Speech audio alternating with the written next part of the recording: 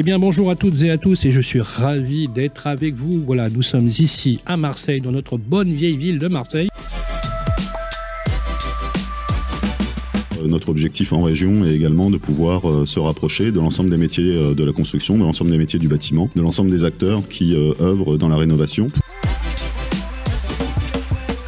Les boîtes, elles doivent tourner. L'entrepreneur, il doit faire bouillir la marmite, entre guillemets, donc prendre des commandes. Quand est-ce qu'il trouve le temps de se former sur ces dernières technologies, de comprendre les solutions, d'en tenir compte dans ses chiffrages? Donc on est dans un monde qui va effectivement vite, on a des politiques qui demandent d'avancer, et puis un environnement, vous l'avez mentionné, qui n'est pas stable. Les entreprises, le secteur du BTP, il est très sensible aux effets de conjoncture, plus exactement le même niveau de tension, mais il reste quand même des tensions. Notre rôle à nous, il faut qu'on s'adapte aux besoins un petit peu de l'instant présent. Il y a effectivement un vrai souci avec un nombre assez important de passoires thermiques et de bouilloires thermiques, parce qu'on a cette double contrainte à Marseille. Bien sûr. Mais nous, pour nous, il y a un vrai souci effectivement de financement, il y a un souci de formation. Le parc locatif, c'est plus de 90% de petits investisseurs. Donc si les dispositifs, qu'ils soient publics ou privés, ne sont pas à destination de ces petits investisseurs, on passe à côté du sujet complètement.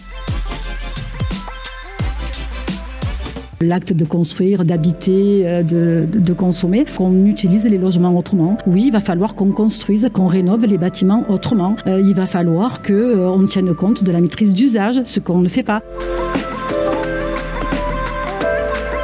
Il est évident que depuis que le DPE est devenu obligatoire, le monde a changé, et on le voit dans le monde résidentiel et dans le particulier, puisque ça détruit la valeur.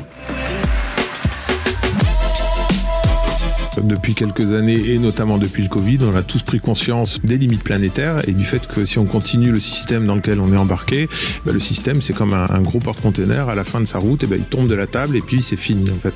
C'est la fin du jeu. Et dans l'architecture et dans la construction, on est responsable quelque part de 40% des émissions de gaz à effet de serre.